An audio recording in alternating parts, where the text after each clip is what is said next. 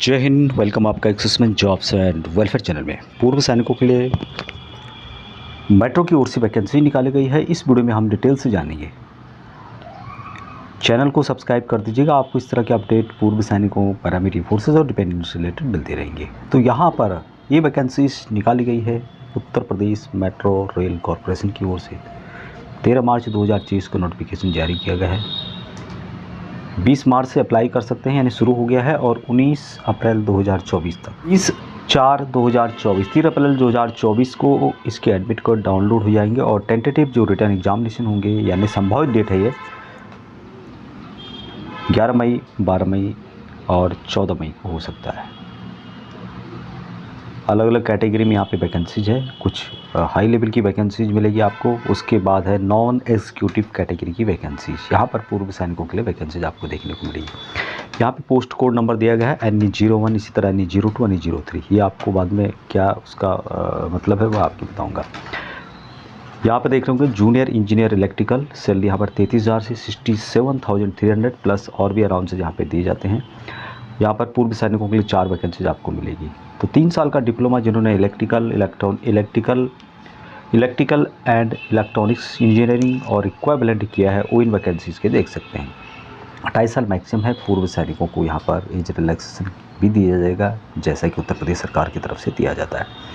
दूसरी जो वैकेंसीज है junior engineer SNT signal and telecommunication, salary यहाँ पर सेम आपको देखने को मिलेगी 33,000 से 67,300 रुपये तक। 3 वैकेंसीज पूर्व सैनिकों के लिए रिजर्व है। 3 साल का डिप्लोमा जिन्होंने इलेक्ट्रॉनिक्स या फिर इलेक्ट्रॉनिक्स एंड कम्युनिकेशन इंजीनियरिंग और इक्विवेलेंट किया है, वो इन वैकेंसीज़ के लिए अप्लाई कर सकते हैं। यहाँ पे कुछ मार्क का भी डिटेल्स दिया गया है कि 60% मार्क होना चाहिए। 28 साल मैक्सिमम है। पूर्व सैनिकों को रिलैक्सेशन सभी में दिया जाएगा। NE03, इसमें भी 7 वैकेंसीज पूर्व सैनिकों को रिजर्व हैं और ये vacancy station controller cum train operator की। इसके लिए भी सेम मांगा गया है 3 साल का इंजीनियरिंग डिप्लोमा इलेक्ट्रिकल इलेक्ट्रॉनिक्स या फिर इलेक्ट्रॉनिक्स एंड टेलीकम्युनिकेशन और इक्विवेलेंट। 60% मार्क के साथ और 50% है SC ST के लिए। 28 साल मैक्सिमम है। तो जितने भी टेक्निकल ट्रेड्स के होते हैं, EME हो गया, सिग्नल हो गया, एयरफोर्स या फिर नेवी में जो बहुत सारे ट्रेड होते हैं जिनके पास डिप्लोमा होता है, 3 साल का डिप्लोमा, वो इन वैकेंसीज़ के लिए यहाँ पर एलिजिबल रहेंगे। अन्य वैकेंसीज जो यहाँ पे है, जिसमें कि 3 वैकेंसीज आपको मिलेगी मेंटेनेंस ऑब्लिक इलेक्ट्रिकल में। IIT यहाँ पे मांगा है, ITI यहाँ पे मांगा है 200। NCVT national council for vocational training या फिर स्टेट काउंसिल का, दोनों में से कोई भी चलेगा। ITI है आपके पास इलेक्ट्रिशियन ट्रेड का विद इन 60% मार्क के साथ। कुछ जो कैटेगरी है SC ST OBC उनके लिए 50% मार्क है। 28 साल मैक्सिमम। यदि आपके पास डिप्लोमा है तो आप इन वैकेंसीज़ के लिए ITI जो पोस्ट है उसके लिए अप्लाई कर सकते हैं। नेक्स्ट वैकेंसीज मेंटेनेंस SNT की है 19,500 से 40,000। 1 वैकेंसीज पूर्व सैनिकों के लिए। यहाँ पे भी ITI मांगा गया है electronic mechanic trade with minimum 60% mark के साथ और कुछ कैटेगरी में यहाँ पे छूट मिलेगी। 28 साल मैक्सिमम है। रिटर्न टेस्ट जो होगा उसकी जानकारी यहाँ पर दी गई है। ऑब्जेक्टिव टाइप के कंप्यूटर बेस्ड CBT टेस्ट होगा यहाँ पर। और यहाँ पर दोस्तों पूछा गया है all the post will be held on 1 और मोर डे। एक और ज़्यादा दिन हो सकता है। क्वेश्चन पेपर विल बी बिलिंगुअल, जैसे हिंदी और इंग्लिश दोनों में हो सकता है, आपको मिलेगा। हिंदी में चाहते हैं तो आप वहाँ पे सिलेक्शन का एक आइकॉन होता है जिसको आप हिंदी या फिर जिस तरह के और टेस्टों में होता है, हिंदी या इंग्लिश में आप किसी में पढ़ सकते हैं। मल्टीपल चॉइस क्वेश्चन होंगे। और क्या क्या पूछा जाएगा इसमें, knowledge of English language, general awareness, logical ability, quantitative aptitude और नॉलेज ऑफ डिसिप्लिन के बारे में।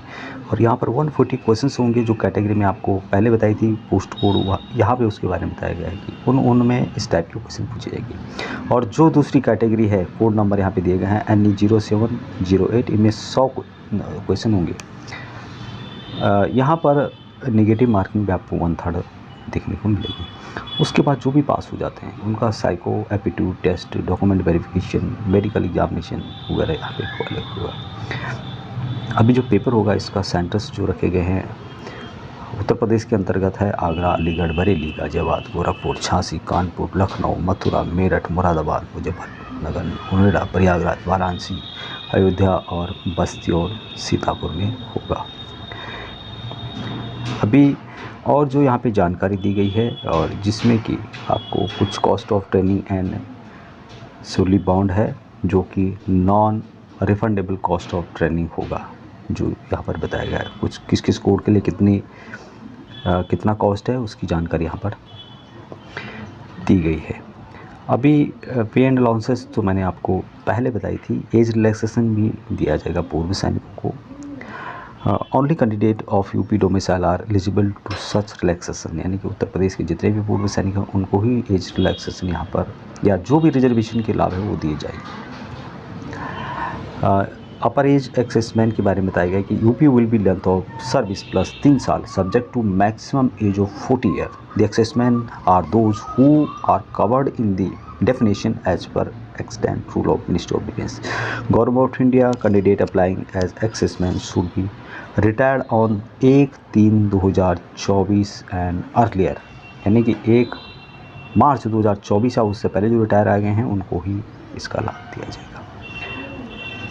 एप्लीकेशन जो फीस है 1180 रुपये है, जो कि अनरिजर्व EWS और OBC के लिए है। जो कैटेगरी SC ST है उनको 826 रुपये देना होगा। हाउ टू अप्लाई, किस तरह से अप्लाई करना है उसकी जानकारी यहाँ पर दी गई है, जो कि आप यहाँ पर देख सकते हैं। उत्तर प्रदेश मेट्रो की जो ऑफिशियल वेबसाइट है उसके माध्यम से आप यहाँ पर अप्लाई कर सकते हैं। कुछ जनरल इंस्ट्रक्शंस हैं, उसको भी आप पढ़ना चाहे तो पढ़ सकते हैं। www.upmetrorail.com के माध्यम से आप अप्लाई कर सकते हैं। तो ये थी जानकारी, अभी तक इतना है। जानकारी अच्छी लगती है लाइक शेयर, चैनल को सब्सक्राइब जरूर कर दें।